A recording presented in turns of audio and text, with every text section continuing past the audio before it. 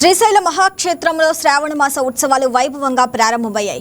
నేటి నుంచి సెప్టెంబర్ 12 వరకు నెల రోజుల పాటు ప్రత్యేక పూజలు ఉత్సవాలు నిర్వహించేందుకు దేవస్థానం అధికారులు అన్ని ఏర్పాట్లు పూర్తి చేశారు.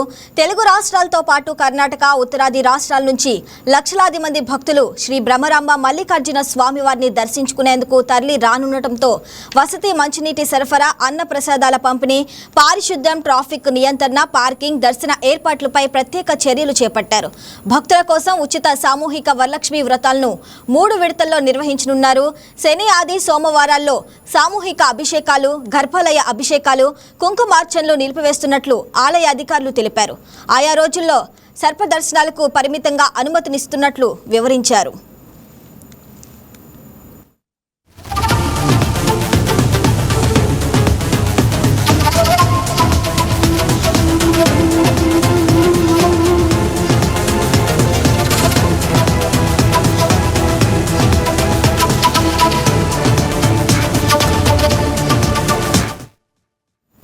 రైట్గా దీనికి సంబంధించి మరింత సమాచారం మా కరెస్పాండెంట్ మురళి అందిస్తారు.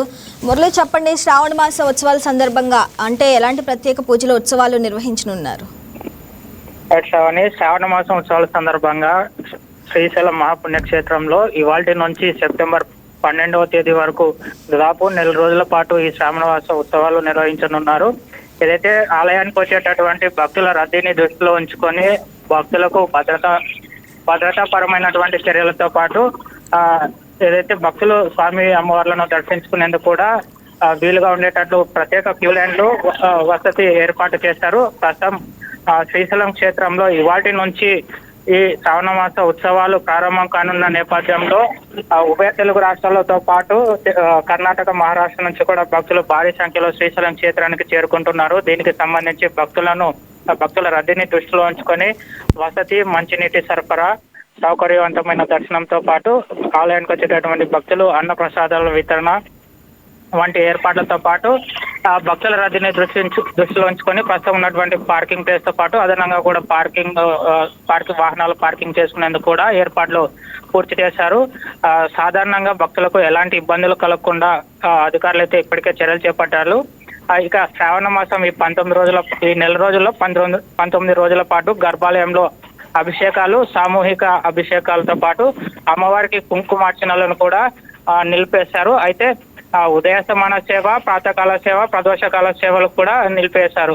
అదే విధంగానే ఆ రోజుల్లో అంటే ఈ నెల రోజుల్లో రాత్రి వేళల్లో మాత్రమే స్వామివారి స్పర్శ దర్శనం కల్పించనున్నారు. అది కూడా పరిమితి మంది, అంటే కొంతమంది భక్తులకు మాత్రమే స్వామివారి స్పర్శ దర్శనం కల్పించనున్నారు. అది కూడా కేవలం రాత్రి సమయంలో మాత్రమే కల్పిస్తారు. అదే సమయంలో సాధారణ రోజుల్లో గర్భాలయ అర్జిత సేవలు, అభిషేకాలు, సామూహిక అభిషేకాలతో పాటు కుంకుమార్చనలు యథావిధిగా కొనసాగుతాయి. ముఖ్యంగా భక్తుల కోసం ఉచితంగా సామూహిక వరలక్ష్మి వ్రతాలు నిర్వహించున్నారు. ఈ వరలక్ష్మి వ్రతాల్లో దాదాపు ఒక్కొక్క బ్యాచ్ 1500 మంది చొప్పున భక్తులు ఆలయానికి వచ్చేటటువంటి భక్తులు ఉచితంగా ఈ వరలక్ష్మి వ్రతాల్లో సామూహికంగా పాల్గొనేందుకు కూడా ప్రత్యేక ఏర్పాట్లు పూర్తి చేశారు. ప్రత్యేకంగా అదే విధంగానే ఆలయంలో స్వామివారి సేవ చేసేందుకు కూడా శివ సేవకులకు కూడా ప్రతిరోజు కూడా 750 మందికి పైగా ఈ సేవల్లో పాల్గొనేందుకు కూడా దేవస్థానం అధికారులు ప్రత్యేక చర్యలు చేపట్టారని మొత్తం మీద ఈ నెల రోజుల పాటు శ్రీశైలం క్షేత్రం శివనామస్మరణతో మార్మోగినుంది. దీంతో ఆలయ ప్రాంగణం అంతా కూడా ఇప్పటికే భక్తుల రద్దీతో కిక్కేసినటువంటి పరిస్థితుల్లోకి ఉంది.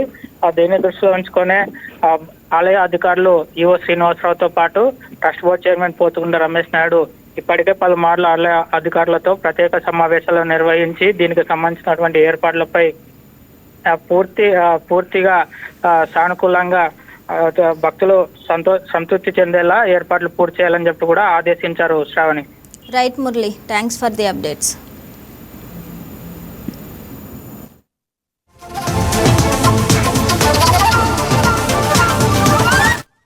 శ్రీశైల దేవస్థానంలో ఆధ్వర్యంలో మనకు శ్రావణ మాస ఏర్పాట్లు ఇప్పటికే సిబ్బందితోటి 2 విడతల సమావేశాన్ని ఏర్పాటు చేసుకొని ఏ విధంగా ఆ నెల రోజుల పాటు భక్తులు రాక, అదేవిధంగా మనకు 4 శుక్రవారాలు ఉంటాయి.